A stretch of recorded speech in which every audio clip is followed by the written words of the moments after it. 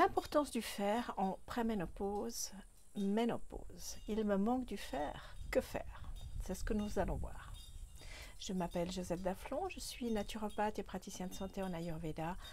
Depuis plus de 20 ans, je me suis spécialisée en préménopause, ménopause.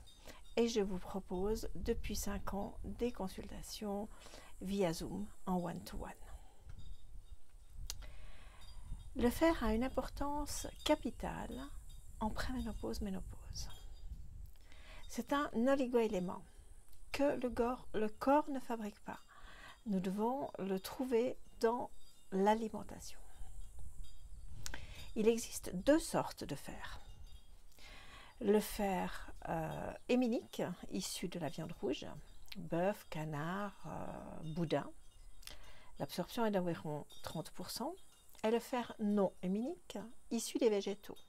Vous le trouverez dans le persil, la coriandre, le curcuma, le fromage de type gruyère, les oléagineux, spécialement les noisettes, et également les abricots secs. L'absorption n'est que de 10%. Il existe 2 sortes d'anémie. L'anémie hémolytique, carence en fer dans le sang, et l'anémie mégaloblastique, carence en fer due au manque de vitamine B12. Ceci est spécialement pour les personnes qui sont véganes et qui doivent faire très attention. Les normes de la ferritine se situent entre 18 et 270 nanogrammes par millilitre chez l'homme et 18 et 160 nanogrammes par millilitre chez la femme. En médecine alternative, on définit un manque de fer en dessous de 30 nanogrammes par millilitre. En médecine alternative, on définit un manque de fer en dessous de 50 grammes par millilitre. En dessous de ce taux, il faut s'inquiéter. Le corps a la capacité de maintenir son équilibre, ça s'appelle l'homéostasie, dans des situations normales. Et pas seulement liées au fer, mais de manière générale. Cela varie selon les réserves. L'absorption est plus grande lorsque les réserves sont faibles et vice-versa. Le fer contenu dans le sang, ce qu'on appelle l'hémoglobine, il contient 80% de fer environ. C'est là où on en trouve le plus. C'est la plus grande quantité de fer. Depuis là, le fer est transporté dans les tissus. On trouve également du fer au niveau des muscles, mais en moindre quantité. Chez l'homme, 50 grammes de fer par kilo de poids, et chez la femme, 35 grammes de fer par kilo de poids. Il y a le fer fonctionnel, c'est-à-dire l'hémoglobine, qui est à 80% du fer, et la myoglobine qui se trouve dans les muscles, environ 5%. Ensuite, il y a le transport plasmatique du fer, la transférine. Mais là, il y en a assez peu, 0,1%. Et la réserve de fer, environ 15%, dans le foie, la rate, la moelle osseuse. Une petite partie du fer est toxique, le fer libre, car lié à rien. Il fabrique beaucoup de radicaux libres et se dépose dans le cœur, le foie, etc. C'est une maladie qui est liée, s'appelle l'hémochromatose. Plus courante chez l'homme, c'est une maladie génétique et chacun sait si il ou elle est porteuse de cette maladie. Ça peut être très dangereux. Comment soigner? En donnant son sang régulièrement. Alors, on va parler maintenant de l'apport alimentaire du fer, puisque on ne le trouve que dans la nourriture. 10 mg environ sont absorbés au niveau intestinal, 1 mg en liaison avec le plasma, puis le transport du fer, de l'oxygène vers les tissus, les organes de stockage, rate, foie, via la transférine, les muscles et puis les mitochondries. Une petite partie est éliminée chaque 3-4 jours par l'intestin et une grande partie par les menstruations. Le fer n'est pas éliminé par les urines, d'où l'importance de ne pas se complémenter en fer s'il n'y a pas lieu de le faire. Qu'est-ce qui inhibe l'absorption du fer? Important à savoir. Le lait et les produits laitiers. inhibe la fixation du fer. Le café, le thé noir, le thé vert, ceci pour le fer non héminique. Il suffit de boire le thé ou le café ou du lait à 2 heures de la prise de fer. Le zinc et les suppléments thyroïdiens réduisent l'absorption du fer. Pareil, prendre à 2 heures si vous prenez des compléments alimentaires à ce niveau-là. Il suffit de 2 heures d'intervalle et le fer sera absorbé.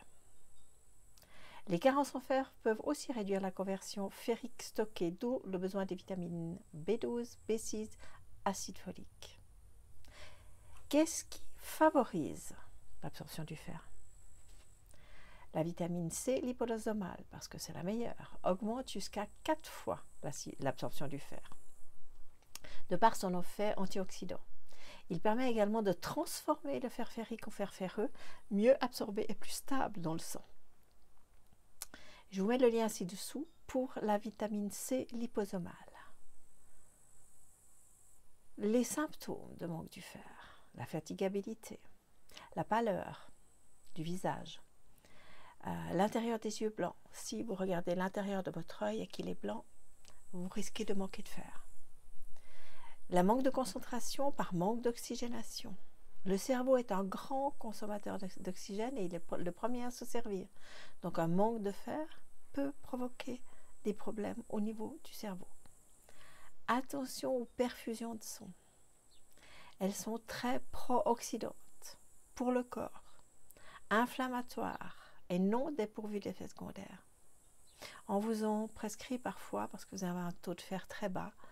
Donc attention parce que trop de fer en même temps perturbe beaucoup le corps qui ne peut absorber tout cela en même temps et qui va l'éliminer. Alors 2-3 mois après, vous n'aurez de nouveau plus de fer ou un fer bas dans votre test. Ça, c'est mon avis, c'est un avis de naturopathe. La solution efficace, je vous la propose, c'est prendre du fer ayurvédique, triturer 7 fois pour le rendre assimilable et en même temps de la vitamine C liposomale.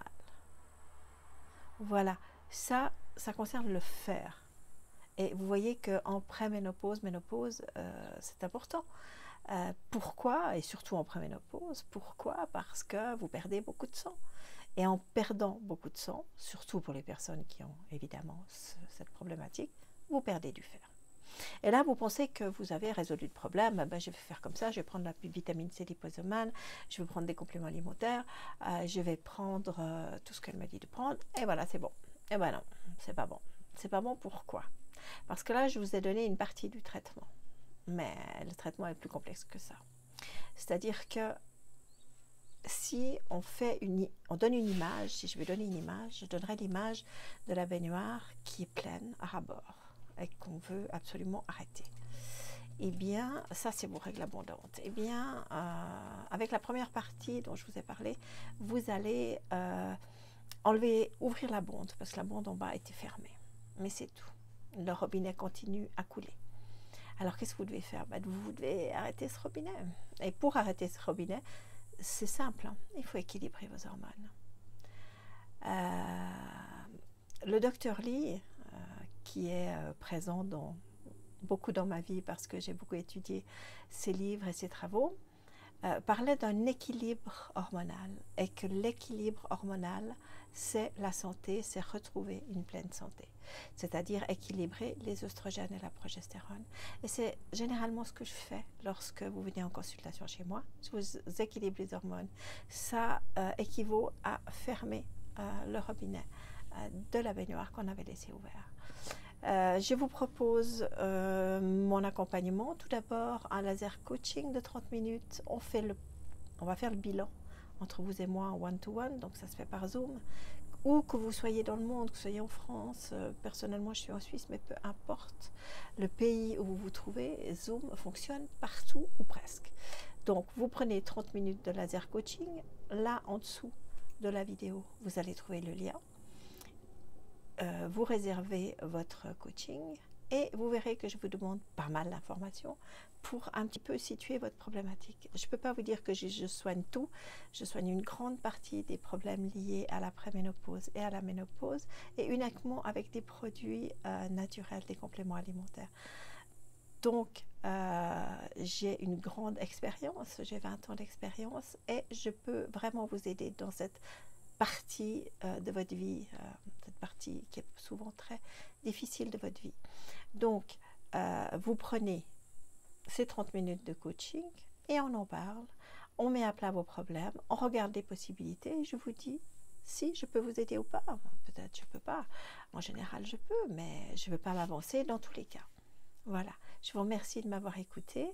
N'oubliez pas de mettre un petit pouce en haut, vous trouvez ça en dessous de la vidéo, et de liker et de partager si vous voulez partager, et de me dire ce que vous avez pensé de cette vidéo et de me poser vos questions et de prendre un laser coaching. Et je vous dis à bientôt.